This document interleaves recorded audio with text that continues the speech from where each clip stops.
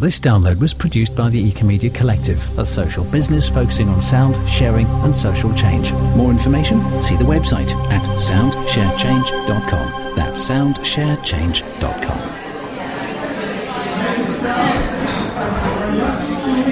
Quite interesting when you sort of have really full of people and everybody's networking and sort of chatting away. But you notice when you really listen, there's a certain moment where just for a fraction of a second things go really quiet. That's the bit to jump in, and I've kind of almost got it there. It's communicate. That's what we're here to do today. My name's Neil Wilkins, and I'm going to be chairing the event today. If you have any questions or any sort of issues with regard to the format of the day, I'm the one in the bright stripy shirt. I thought I'd make it quite easy to spot me, so I'm trying to communicate to you in a very sort of simple and quick and easy way. Before we start proceedings, before I give you a little bit of introduction to the day and to what we're going to be covering as we go through today, just like to hand over to Ruth just for a moment to do some housekeeping. All right, yeah, thanks. So just to let you know, we are not expecting to have a fire drill today. So if the fire alarm goes off, I've been told we need to follow the watershed staff.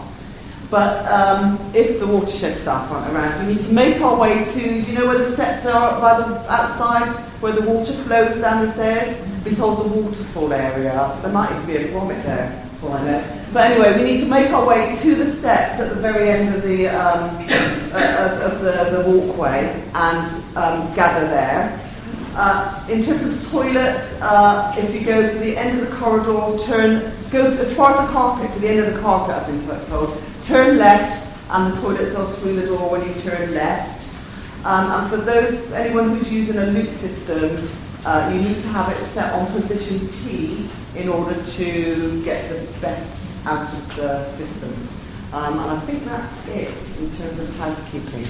We've got, obviously in your programme, you can see there's breaks, there's lunch. If you've got any questions, as Neil said, come and find me or my colleague Catherine, who's away, Catherine. Okay, or any of the Boston staff, most of them congregated around the Boston store, and we'll be sort of happy to help you at any stage. Okay, over to you then, Neil. Thanks. Thank you. As I said, I'm Neil Wilkins. I'm one of the partners, I guess, for today. Sort of a temporary partner for the session today. That's little old me down there, Vital Marketing. My sort of function in the world, my role in the world, is to help organisations, large and small, to communicate effectively. Kind of what I do, and it's communicating through a whole range of different sort of methods, from sort of face-to-face, through sessions like this, to talking via social media. And I guess the social media element is going to be one thing that today is going to be a real flavour. I noticed actually this morning, it's about half an hour or so ago, somebody actually put a tweet out regarding this event and said, I wonder how they're going to cover, because it's a training workshop and because there's seminars and there's sort of people presenting, I wonder how they're actually going to cover switching phones off. We're not. We're not going to say switch your phone off. The clue is in the word communicate. The whole essence of today is to keep your phone on, keep connected, stay networking. Now you might think, why would we do that? Because we might have interruptions. That is all the essence of communication. Communication is all about a flow, two-way of people engaging, people sharing information, sharing knowledge and sharing resources. And that is the fundamental part of today and what we're going to be covering. So what I'd like to encourage you to do and encourage you to think about as you go through the day is that, yes, hopefully you're going to absorb lots of great sort of knowledge and information and come out of this day, far more empowered and motivated to take some of these things forward for yourself. But also within you, there's a lot that you can share as well. And that is the art of communication. It is this two-way flow. It's a conversation. So what I'm going to be doing, hopefully as we go through today, is encouraging that as a little bit of a thread that will actually run throughout the day. This idea of actually sharing information and communicating in both ways. Now, if you would take just a few moments and just have a little quick look at your programme, your schedule that you have for today, I just want to identify just a few little things on that schedule which I think hopefully will be of interest to you. Firstly, obviously, you'll see there are a number of sort of presentations and workshops. The workshops themselves, you'll see actually on the reverse of the agenda. The rooms that I need to sort of share with you where you'll be going if you've actually nominated and thought about a specific workshop that you'd like to be part of. The morning workshops actually effectively go in reverse order, in terms of the numbers of the rooms. So the making use of social media is Waterside 3, which is this room. How to create positive publicity with Tony Cole is Waterside 2, which is the room next door, just behind us. In the Cinema 2, we have the CIM, Chartered Institute of Marketing, and that's session 3. And the Actor Theatre will be in Waterside 1, which was the room that you probably enjoyed your first coffee of the morning in, just a little bit sort of through. So we have this sort of network of rooms, this flow of rooms for our workshops here today. This afternoon is exactly the same thing. It goes in that same order. So Waterside 3 for Noel West Media Centre. Tony Cole will be in Waterside 2 this afternoon. The CIM will again be in the Cinema 2. And Calling the Shots and their Firstborn Creatives will be looking at working their workshop here in Waterside 1. So I hope that gives you a little bit of a flavour as to where you might need to be thinking about going here today. You'll also see in your pack you have a networking list. And of course this is the essence of why you're here, I guess in many ways, is to engage and connect with the people who are actually here as well. So I certainly suggest, particularly over the lunch break, where we do obviously a great opportunity here to be networking with people in the room, to obviously make new friends, make new contacts, but again sharing your knowledge and the kinds of information that you'd like to be passing on and engaging with the group as well. It's also really, really important that we can obviously sustain this kind of a day. This kind of a day effectively doesn't come for free. The sponsors, obviously, and the partners, we were sort of very, very thankful for obviously their contributions to the day.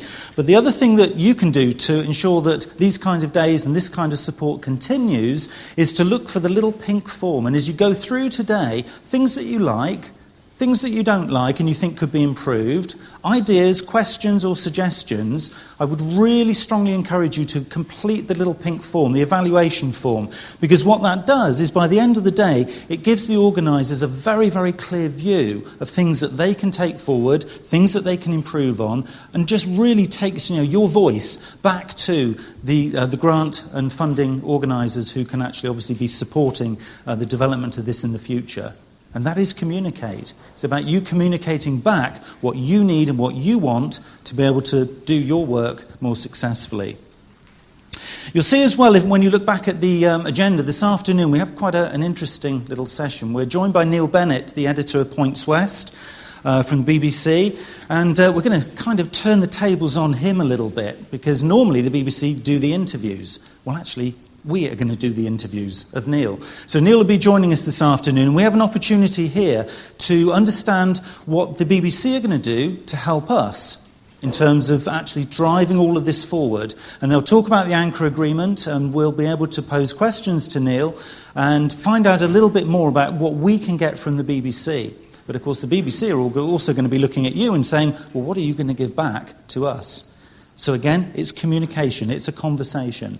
So what I'd encourage you to do as well, so that I can create that interview, because I'll be chairing that interview with Neil, is as we go through the morning, particularly, but certainly over lunchtime, if you come up with a specific question that you have that you would like me to present to Neil, actually within that interview, please just pop it on a piece of paper and come and see me, or just sort of pop by. As I say, I'm the one in the loud shirt, just to make me easy to find. So if you have any specific questions you'd like to pose to the BBC and sort of get Neil to answer, please do. I think this would be a really great opportunity to get some really great dialogue and to really sort of share some of the great work that's obviously happening in the city.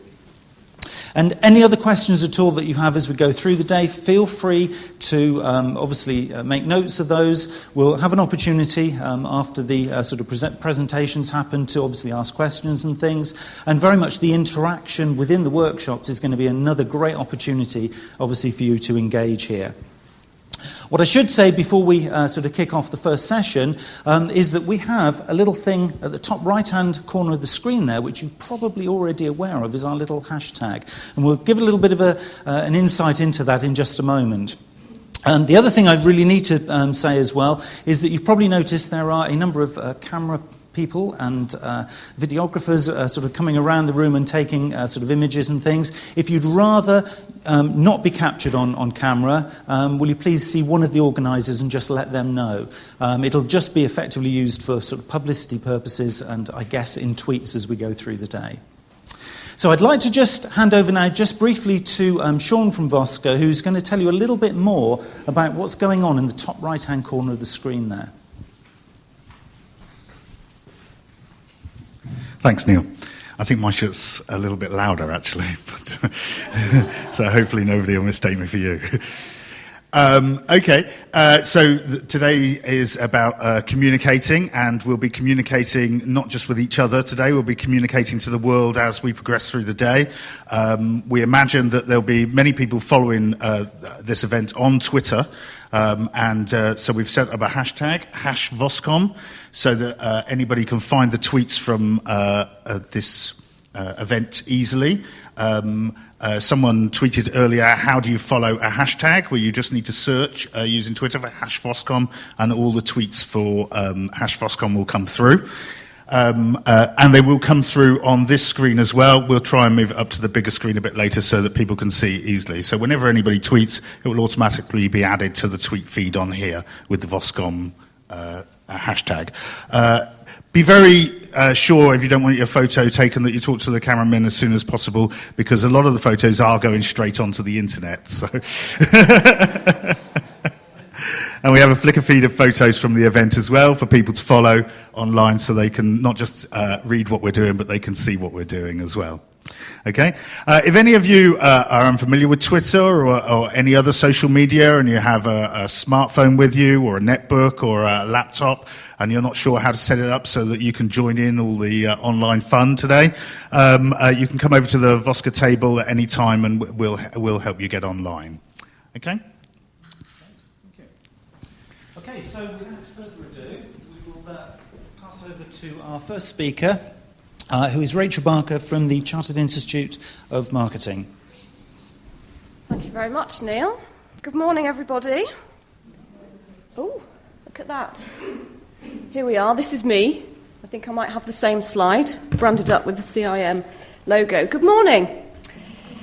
Right, I'm not really going to go into too much detail about who I am and what I do. I'm happy to talk to people after the session. I'm on the CIM stall, so I can talk to people at the Media Circus. But just so that you know, my role at the Chartered Institute of Marketing is that I'm ambassador for the third sector. And it's a voluntary post. I'm on the South West Regional Board, and I represent the interests of the charity sector to the Chartered Institute of Marketing, who are just beginning to realise that there's a whole group of people that they can actually do a lot more for, and I play a bit of a role in helping them to understand that. On the back of my appointment to the South West Board, actually nationally, the Chartered Institute of Marketing have just launched a charity MIG, Market Interest Group, which they organise events and networking and those kinds of things on a more national basis. So there's a bit of a kind of awakening, really, from the CIM's point of view as to what the needs and specific characteristics of our industry actually are. I'm happy to talk a bit more about that later on if anybody's interested. But just for information, my day job, I do work for a charity. I work for the St Monica Trust in Bristol, and we provide care support and accommodation for older people. So I'm coming at this from two perspectives. I'm representing the CIM, but this is really just me talking about my experiences about understanding the importance of why and how you communicate with your stakeholders. So I'll get on with it.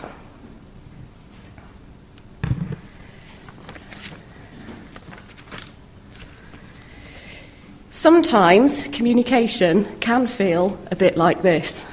I know I felt like this quite often. So what I'm hoping to do today is to start with some definitions about what we actually mean when we say communication, when we talk about communications. I'm going to talk about 4 reasons why we communicate in marketing. I'd like also to touch a little bit on why services are different, services marketing is different, and the importance of exchange and relationships as part of that process. That will then lead on to the ways that this affects the manner in which we actually communicate and with whom. And then finally, I'd just like to touch on criteria for choosing different channels, through which to communicate, and actually a little bit about measures for success. And hopefully then we'll be done on time, although that's not actually a skill I'm very good at, so bear with me.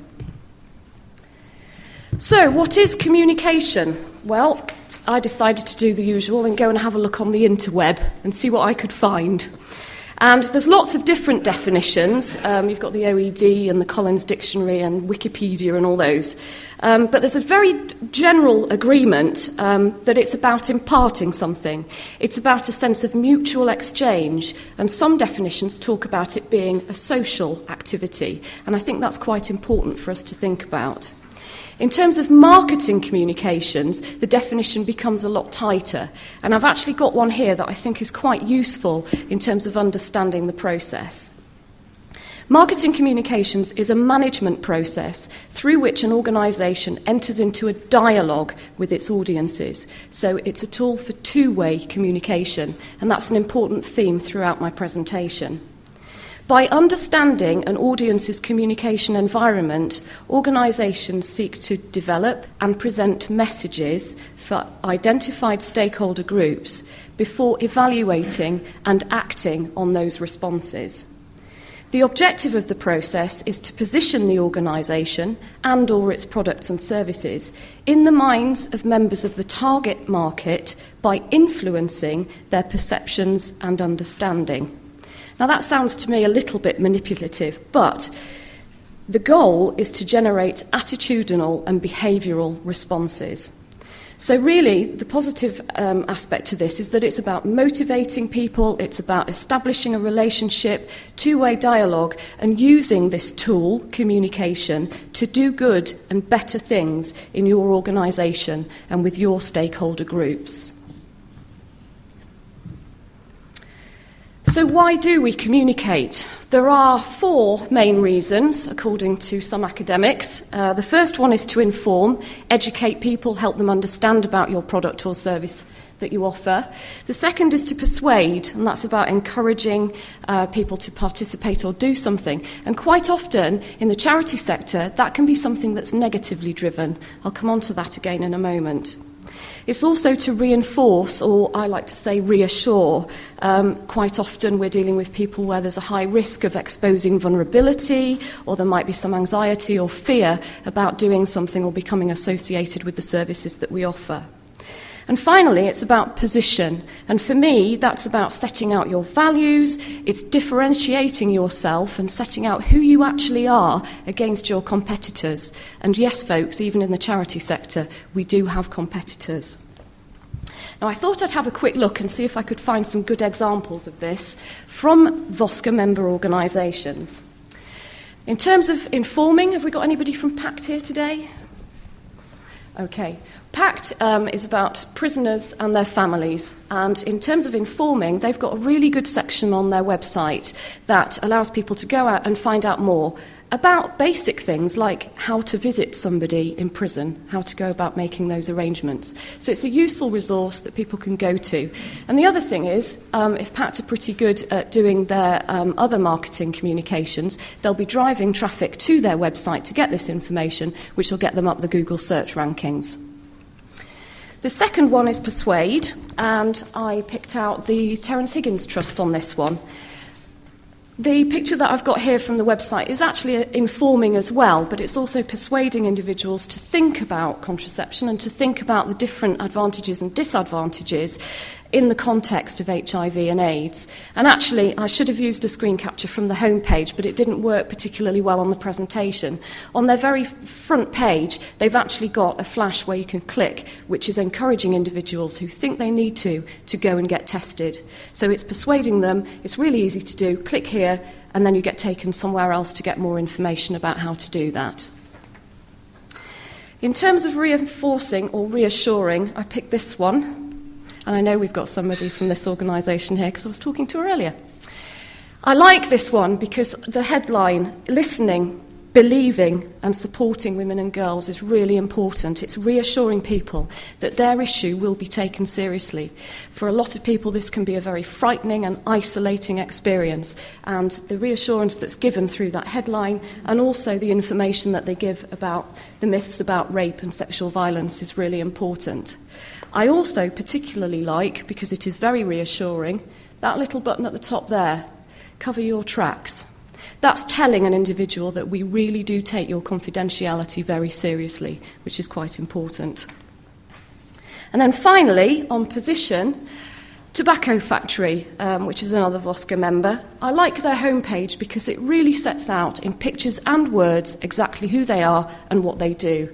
So they talk about hanging out in our spacious cafe bar and enjoying great food, art and live music, delve into our weekly Sunday market, book a theatre ticket, or maybe hire space in the building. So they've set everything out in pictures. You can see the iconic building on North Street if you know it well, and I just think it's very clear about all the different things that they do. They've got the tabs across the top, and they've also got a special mention about their other associated brands as well, which is really important. So they're all good examples of why we communicate. Now, I just wanted to move on to the concept of exchange in marketing, because there has been this move from focusing on single transactions to a multiple transaction and relational approach to marketing. I think we've all been doing this for a very long time because of the kind of industry that we work in, but I did just want to talk about it a little bit today. I do apologise for the fact that we've got single sale up there, which kind of doesn't really necessarily relate to our activities. So if you can think of that in terms of transaction, I'd nicked it from a textbook, so that's why it's there. So we have got this move, which has come about really as service industries have risen. You no longer go to the bank and plead the bank money for a mortgage. You actually decide as customers what you're actually going to get out of your relationship with your bank. And that's been a shift that's happened over the last few decades. And what's happened is that we've moved towards this idea of relational exchanges, and commercial organisations are becoming much more savvy to this. So it's about customer retention, not necessarily acquisition. Orientation to customer values, having that synergy between who you are and who they are, and making sure that they match each other quite nicely. It's about long-time relationships, a good emphasis on customer service, and as a result, customer commitment is higher. If the relationship breaks down, therefore, the sense of satisfaction and disappointment that people will feel is going to be much greater because they see things as a relationship rather than just a transaction. Customer contact is higher and quality is of concern for everybody, not just those people who are at the front line of services. So the idea is it's about having clients or donors, not just acquiring them. And that's where I think marketing is often misunderstood, because people think that we just advertise and get people to come through the door. It's about a lot more than that, and marketing communications is the embodiment of that. Now, in terms of why services are different, it's to do with this intangibility. It's very difficult for people, clients, donors, to evaluate, touch, feel, get a sense of who we really are until they're actually at that point of delivery. So the inseparability of the product or the service that we offer and the customer is really, there isn't any. There's no line between it at all. It's simultaneous production and consumption, and the experience that people have is at the point of delivery. That can then mean that there's quite a variety of different experiences that people will have, and making sure the consistency of the experience is really important. So getting your staff and other volunteers to understand what these people expect and deliver a reality that's quite closely aligned is really important. And again, that's an element of marketing communications.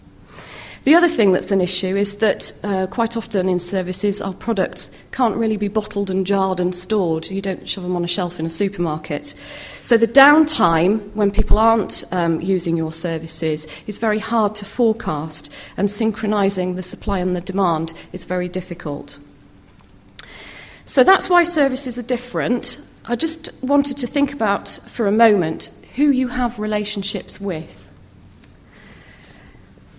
Now, you're going to have people with whom you wish to direct most of your marketing communications efforts. They could be donors, they could be beneficiaries, and they should really also be staff. And that's when I noticed, actually, that staff aren't on that list. And I don't think that's Professor Ian Bruce that's forgotten to do that. I think I must have typed this up without putting them on. Your staff group and your volunteers are ambassadors for your brand, and the customer service role that they deliver permeates across all parts of the organisation. So in my organisation at St Monica Trust, it's even down to the greeting that a porter will give somebody as they're passing them in the morning in the grounds. So that expectations versus reality is really important, and cluing your staff and volunteers into what your brand stands for is really important. I put this in because I quite like the quote about why build relationships. It's about this exchange becoming more frequent. You'll have clients and donors who you have regular contact with. So the intensity of the relationship with you, for them, increases, and the focus moves away from it being the product or the service within the exchange, but actually on the relationship itself. And as I've said already, the gap between expectation and reality has to be really small in order for people to continue to be happy and satisfied with the service that you're providing. So we've had this shift away from brand broadcast and mass media, and we're now looking at dialogue with organisations, and that's what consumers are wanting from their relationships with all sorts of brands. So we're having to learn to listen as well as to tell donors, and they're becoming much more engaged with our marketing communications, particularly with the rise of social media, and that's where digital dialogue is becoming increasingly important. We all know it's no longer about websites, leaflets and generic adverts. Just going back to the definition that I mentioned earlier, it's a tool by which to enter into a dialogue, understand your audiences to help you develop and present messages that will generate attitudinal and behavioural responses. As I've said already, I think many of us are doing this in any case. It's the nature of the industry that we work in. But how many organisations actually recognise that marketing communications has a pivotal role to play in that process? Or is it just left to the people who deliver frontline services, the operational people? And I think that's another thing that's quite important about getting credibility with our marketing communications, so that we have that weight, if you like, amongst senior managers and your board members, that they recognise that this is an important part of what you do in terms of informing, persuading, reinforcing, reassuring and positioning the organisation. Now, I wanted to just talk then, because we're talking about building relationships with our customers, our stakeholders, the Pareto principle. Anybody heard of this? Nods. Excellent. So this is about 20% of your efforts, your communications activities, for example, resulting in 80% of your results. The same can be applied to your client or donor base, I would imagine. 20% of your donors, for example, are likely to make up around 80% of your donor income. So the advice here is to focus on those individuals, focus your energies on those individuals, those 20% that will bring you the 80% of results. So you're not wasting time and energy where you don't need to. You're targeting your efforts and you're optimising your communications. So you're talking to the right individuals with the right messages and offerings through the right channels at the right time and at the right frequency. And you can't do that unless you know your stakeholder groups well enough and you've done lots of research, you're talking to them and analysing the information. I'll come back onto that in a moment. But what happens if you do this is that you end up with a situation where satisfaction is increased because expectation is meeting reality. So you're meeting expectations, building trust in your organisation and what you do. That then fosters commitment from the individuals with whom you're communicating and increases loyalty. So you move from people being prospects to being advocates for your brand by engaging them and making them feel that they're part of what you actually do. Sounds easy, right? Not when you look at media fragmentation. Oh, wrong way. Advertising in the 1980s. Really easy. I think we'll pick one or two. 2009, we had a whole raft of different channels of communication. I know for a fact that things like LinkedIn aren't on there at the moment, so there's probably more when we're standing here in 2013. And that makes life quite difficult. It does feel sometimes to me like trying to wrestle an elephant covered in oil to the ground. We're not alone. But you can make sense of it all, and I just wanted to talk about the kind of criteria that you can use to think about different channels of communication. Trying to think about how you might use a combination that provides an integrated platform for delivering messages to your stakeholders is really important. So thinking about the degree of control required over the delivery of the message. This is about things like perhaps you wouldn't have an open social media discussion about some issues to do with rape or drugs or children. You might not communicate complicated information through certain media because you need to have control over how that information is delivered to not daunt the stakeholder or to overwhelm them with too much information or for it to not be actually received because there's just too much in one go. Secondly, financial resources. That's a big issue for all of us, I know. And there's lots of things we'd love to do, but we just can't afford to do it. The only thing that I would say is to think carefully about how you spread your budget. I have experience of this at St Monica Trust in that I can spend the same amount of money on multiple adverts in the Bristol Evening Post and Western Daily Press than I can do for a single quarter-page ad in the Telegraph. But if I advertise in the Telegraph and forego that opportunity in the local area, I will end up with a higher rate of enquiries and also a much better conversion rate in terms of people actually becoming residents. So measurement and understanding the bang for the buck that you're getting is really important.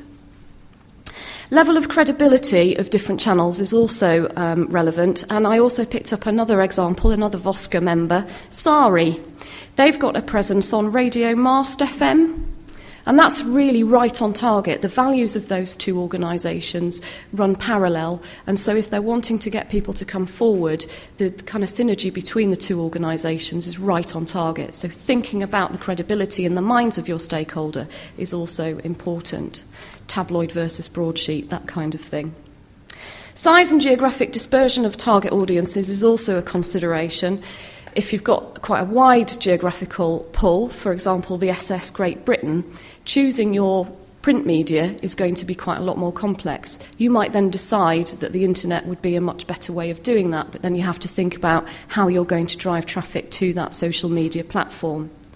On the other hand, if you've got a really close-knit local community, again, there may be publications or methods that people get information in that area that you can really target quite closely and avoid having to spend money too widely. Finally, what each communication tool is trying to achieve, is it awareness, is it a call to action, is another consideration.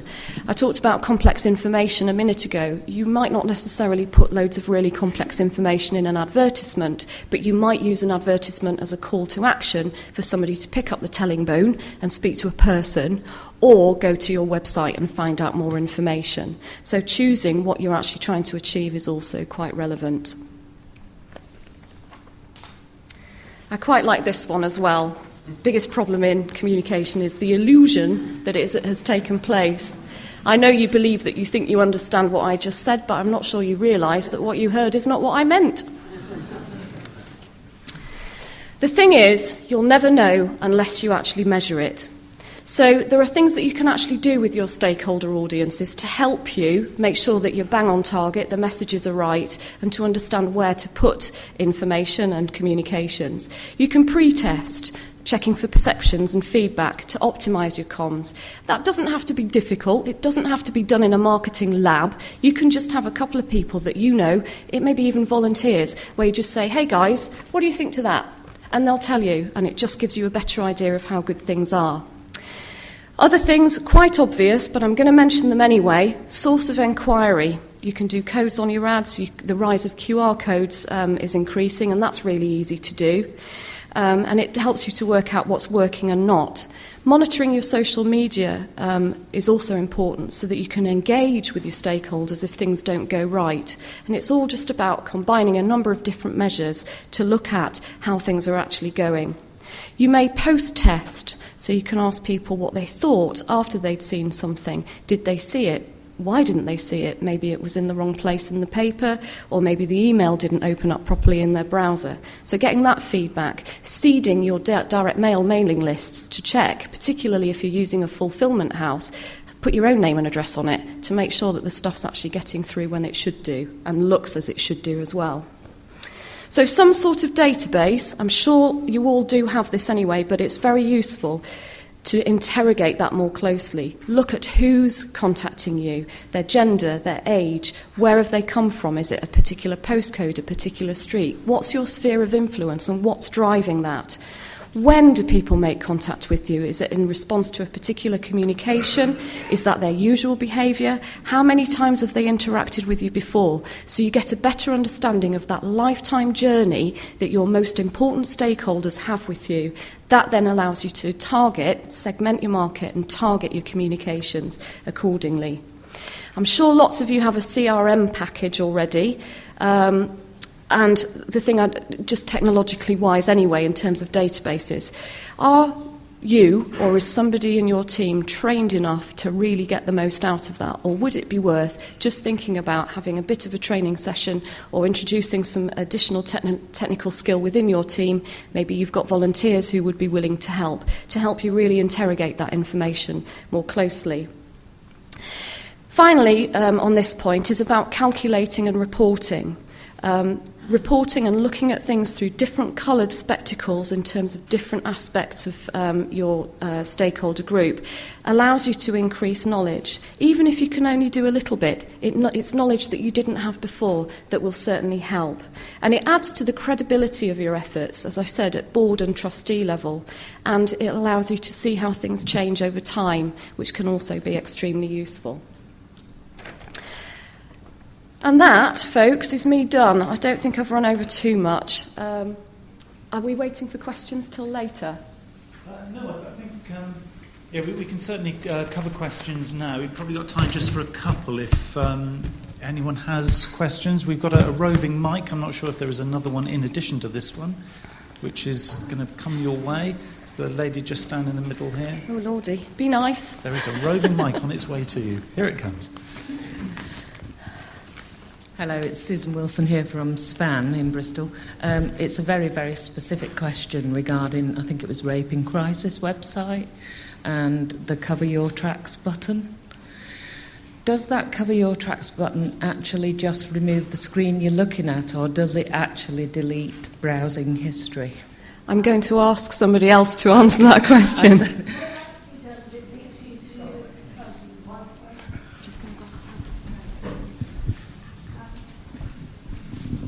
On some websites, like a lot of domestic violence websites, a button like that will take you to a different website. But on our website, it actually talks you through how to delete your browsing history, so that if you're using a shared computer and you don't want someone in your house to see, but you've been looking at our website, you can delete that. But I think quite common is the one where it takes you to another website, and it'll often be like the BBC News website or something like that. I don't know if that covered Thank you. Thank you.